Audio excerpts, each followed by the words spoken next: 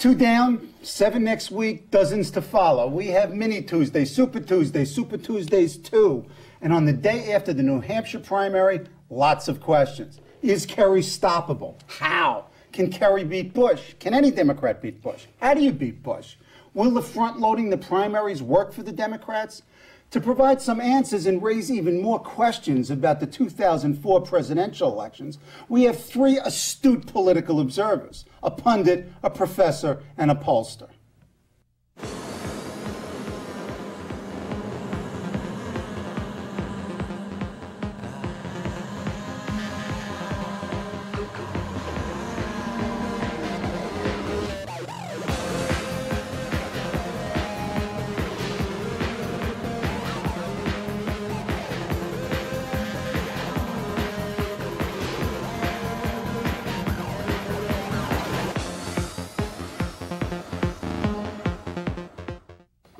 The pundit is Joe Mercurio, president of National Political Services. The professor is David Birdsell, professor of public affairs at Baruch College, and the pollster is Micheline Blum, partner of Blum and Weprin and Associates. Welcome, friends.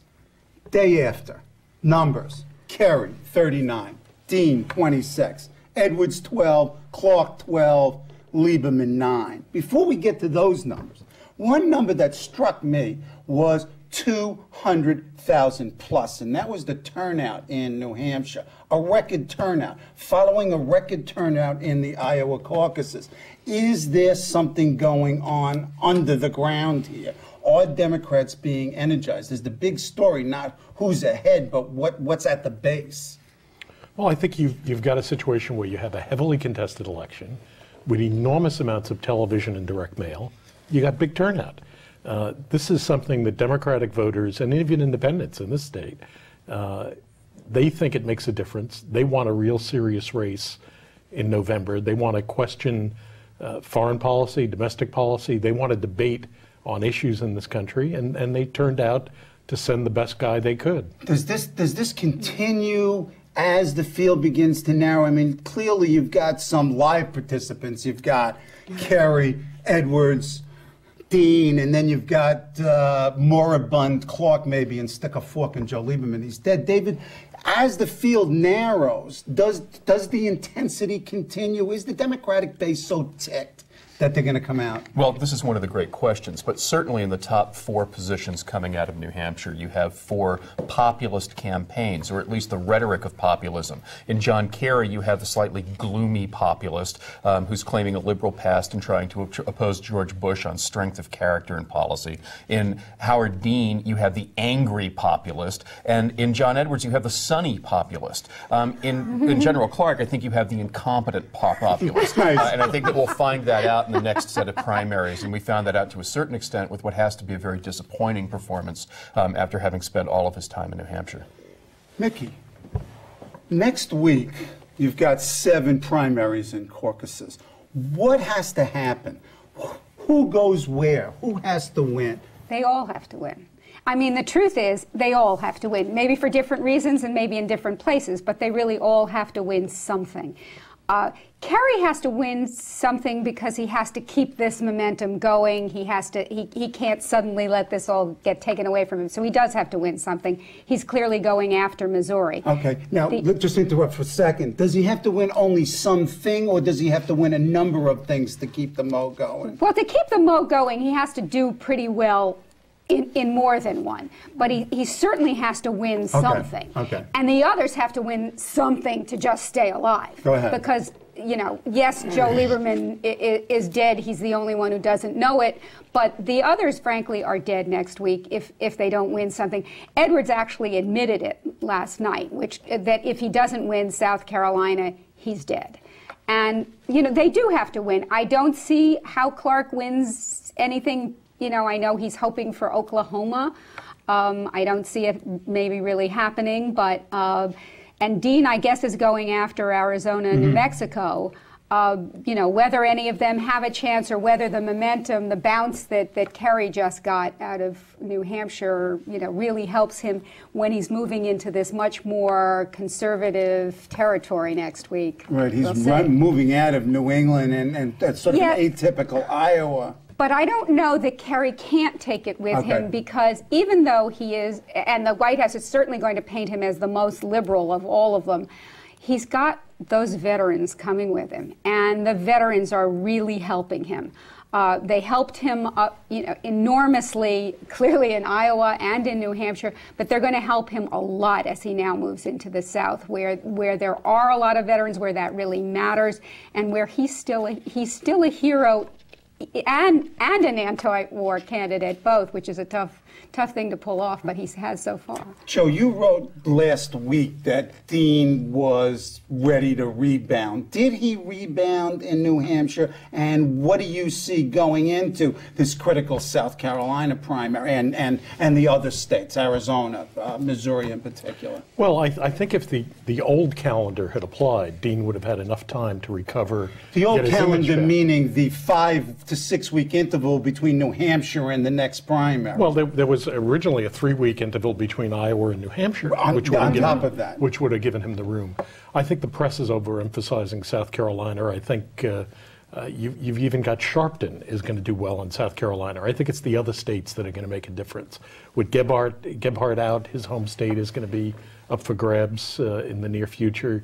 You've got the Southwest. I think Mickey's right. Those states are important. And up for grabs states as well, if you look at the electoral map. Very much so. But it's a difficult circumstance. You know, I worked on Gary Hart's media team in '84. We came in a distant second in Iowa. We won New Hampshire 3 weeks later. And then we went on to take most of the Super Tuesday states. And we got crushed by the time we got to Illinois and New York. Organization and money, going from state to state, being able to deal with the expansive campaign, it's very, very difficult. Kerry now has raised a substantial amount of money coming out of Iowa. Dean, surprisingly, even though he got crushed in some ways in Iowa, still raised as much as Kerry coming out. And money talks, and the money's telling you something. You need, well, the donors go first before the voters do. And if you've got the money and you got the organization to come into those, the first Tuesday primaries and then the Super Tuesday primaries, you got February and then you got March. If you're organizationally equipped to handle moving into those states, you could be very competitive. I think Kerry is going to be very competitive coming out of New Hampshire. He's going to continue to raise money. Can he sustain it through the beginning of March? That'll be the big question. Okay, and the beginning of March being the New York State primary, which conceivably could have an impact. The last time it had an impact was 1992, when Clinton won a plurality of the vote against Tsongas and Jerry Brown.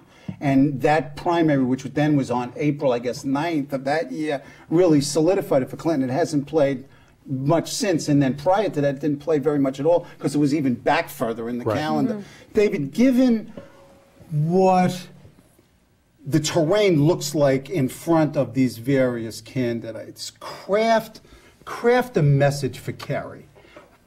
You're Kerry's strategist, so there's the Democratic primary electorate that you're talking to, and then there's a general electorate. What are you telling those audiences? I think one of the things that he has to start talking about is Bush administration credibility. He has been talking about this. But, I mean, let's start on the Bush side of the equation. I found the State of the Union message an interesting campaign document in a variety of ways.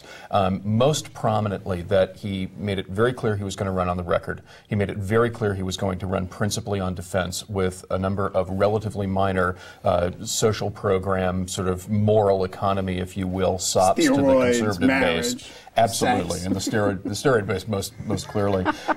But the fact that he invoked the K report, which I think is going to be an albatross for the Bush administration in the campaign, and certainly over the next couple of weeks. And there are interviews with K on virtually every network program, and scheduled for over the next 10 days. But he even went so far as to talk about having net service people, American servicemen, on the decks of an aircraft carrier in the Pacific. And of course, this is the famous flight suit episode that he's referring to in the speech. It's very much a kind of come and get it line.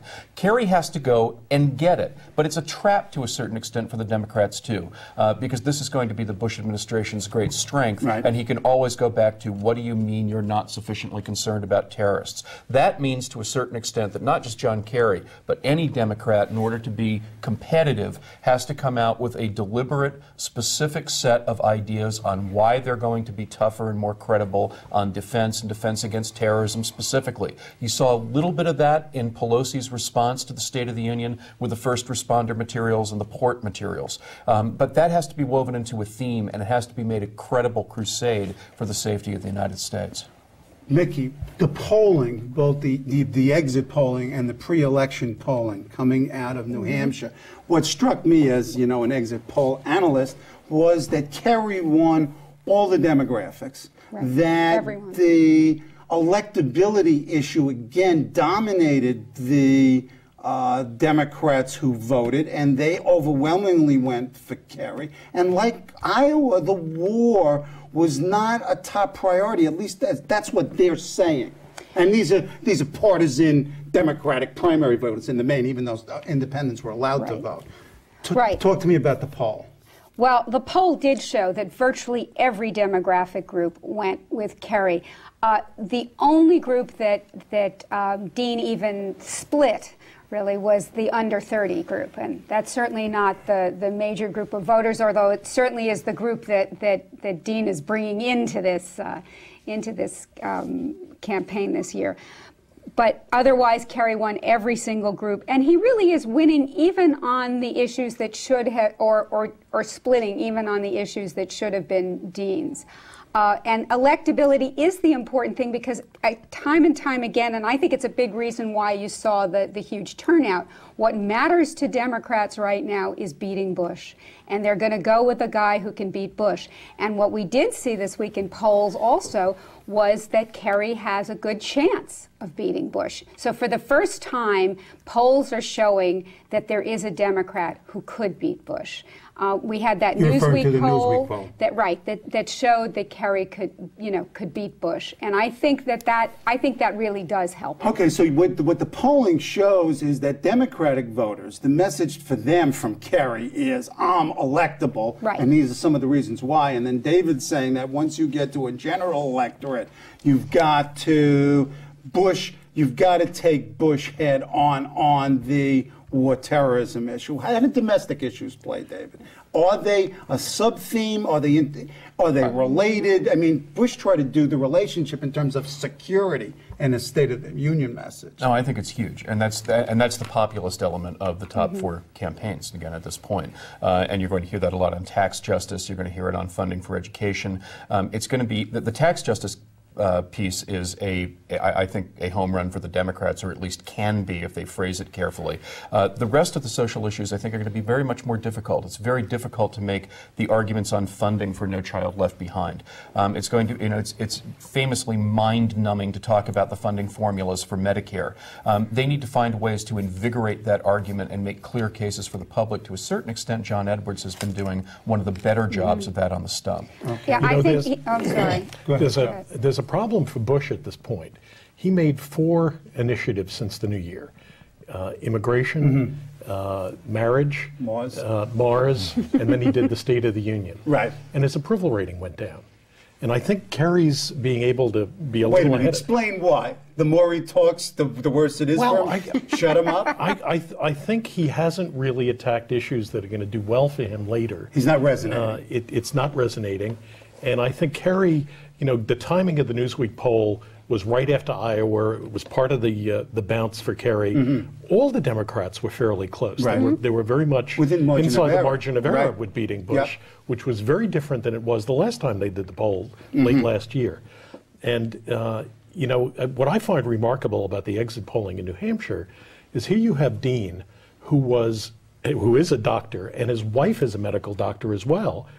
And Kerry beat him on health care issues. I think one of the problems with the Dean campaign, they successfully got his image back into TV image, away from the rally image that wasn't working for him on television. But they never got him off war. I think after Saddam Hussein, the war wasn't quite as important, and he never jagged over to domestic issues and gave people an understanding that he's a governor. He's done all of this stuff on domestic issues. He did it pretty good. He's got a very solid record in Vermont as governor. He never translated that record into, I'm going to be a good president who can test Bush on domestic issues. And clearly Bush is not strong on those issues.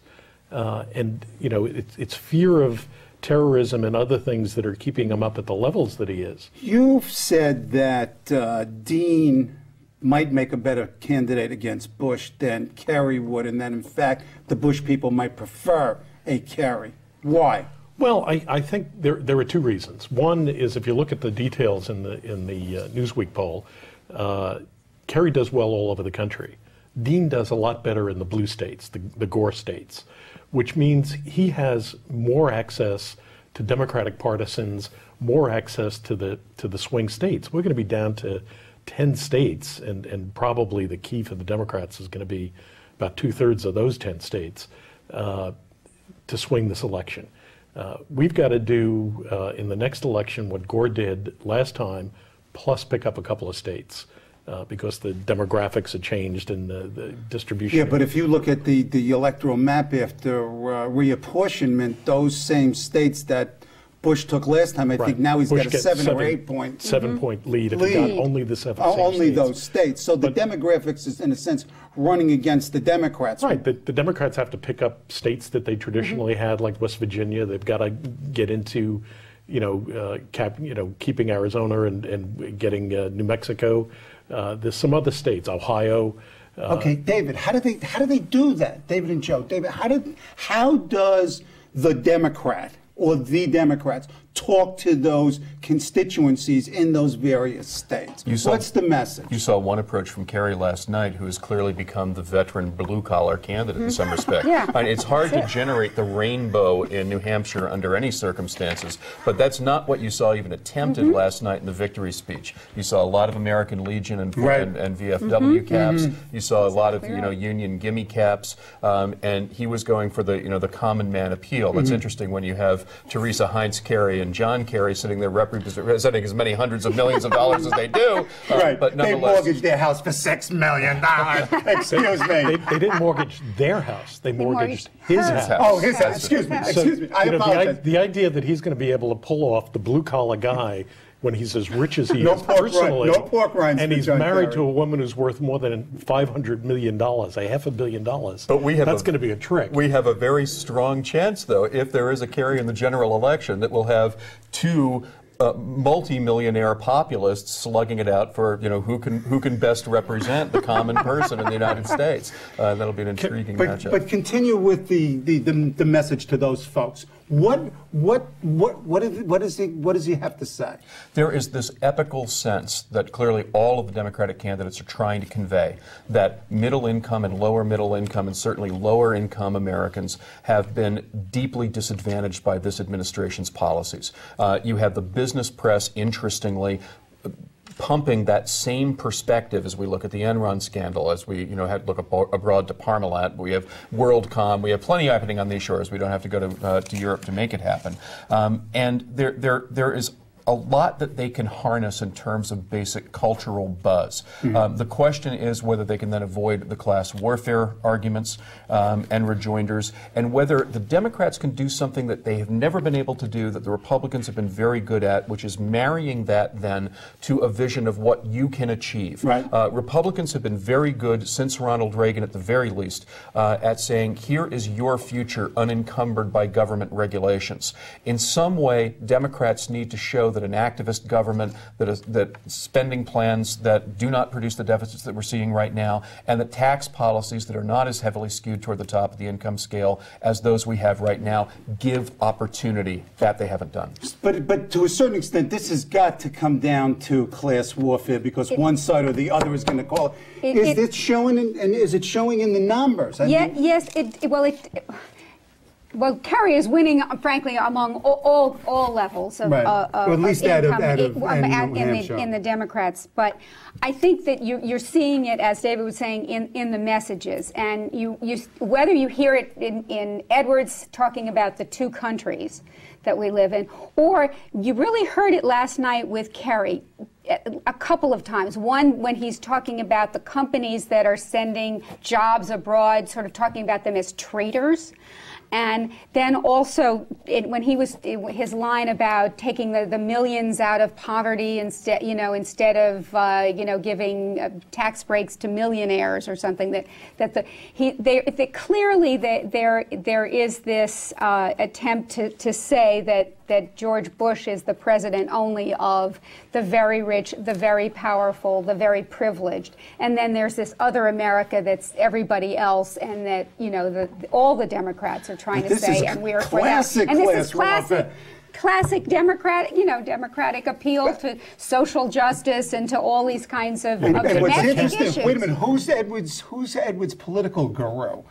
David Axelrod, 2 Americas. David Axelrod was which mayoral candidate's advisor? Freddie Ferrer, and what did he have? 2 cities. There's a theme here with Mr. Axelrod. I think they had it wrong with Freddie, and Freddie might have won if they didn't do it quite as extreme. But I think Edwards is not going to be that competitive, and you already have Kerry, which not that competitive. You mean that? Anywhere. If he doesn't get out of South Carolina, he's not a national candidate. Even if he wins South Carolina, what does he do after that? Okay. So we've got we agreed to a 2-man race with Sharpton snipping at the heels. I think Kerry, Dean. In South Carolina, you got Sharpton and Clark, cutting up Edwards. Edwards could come in first. The other guys are going to do something there, but that's not as critical. You've got Kerry already saying that the Democrats giving up the South. He's pointing already now to the fact that Gore proved that you could win the presidency without winning the South, except that he's got, the Deep South is going to be very difficult for the Democrats. They've been doing worse and worse every year down there. There's 5 Senate seats up down there. Democrats are probably going to lose 3 of them. Open seats, big problem in the South. But the Democrats have to do good in Tennessee. They have to do good in West Virginia. They have to do better in New Mexico. And Kerry, does he play well with his New England, fairly left, voted against the first war, voted for the second war, opposes the second war? I think ultimately Dean does, because he's the more partisan Democrat. I don't know. I think that also they think there's going to be a huge Midwest and union push, which originally I thought really was going to help Dean because he was getting a lot more union support. But it doesn't look as though he's actually winning union households. When we look at the poll results, even if he got the organization, the unions behind him, the actual union households didn't go that way. They spent big bucks in Iowa and it didn't pay off either. And yes, that blue collar vote is going much more with Kerry, and I think that frankly that can help him in some of those Midwestern states where they really better do well this time. There's always a problem with union households because they voted for Ronald Reagan to a very large extent, even though the leadership of the unions was for the opponent. Right. You've got as many, even in New York City, you've got as many union households registered Republican as you have registered Democrat. That's not a clear cut. That's a good help in big states like Michigan, where you get the organizational help and you get the media help, but it's not necessarily rank and file voters. Kerry came into this campaign clearly thinking that he was the anointed Democrat and this would be conferred as a matter of right. Next Tuesday he has the first opportunity, obviously past the New Hampshire home state or neighboring state advantage, to prove that he can be the earned Democrat. And picking up those union votes, looking for that lower middle class vote, and using the rhetoric of populism, I think, is a way to try to reclaim that is very, very different from the John Kerry of October. I absolutely agree, and I think Arizona, New Mexico will test his strengths among Latino voters at least, and introduce him to Latino voters. David, your comment leads me to a question, and that is, this campaign has had several surprises already, and it's going to have a lot more. There's some obvious big surprises. What's the biggest surprise? Well, I think the biggest surprise for me was that Dean never went into domestic affairs after Saddam. The other big surprise was that Kerry was able to regroup. He was dead and buried by everybody's estimations, changed his staff, changed his message, changed his own look in the way he was dealing with the media, and it had a substantial effect. But partially because Dean didn't change. And I think now you've got Dean changed, and the two of them are going to be slugging it out head-to-head, and now we're going to see who really emerges. But clearly, isn't Dean the big? I mean, even prior to your strategic analysis of the caucuses, I mean, Dean's change was way quicker than Kerry's. But also just Dean's rise. I mean, talking about a candidate who 9 months ago. Would you have picked Howard Dean at the end of December to be? In the beginning of last year, nobody would have picked Dean. What was it? And that organization and that community that he established and the money that he raised is still there. Well, I know that's your argument, David. Volatility. That's my surprise.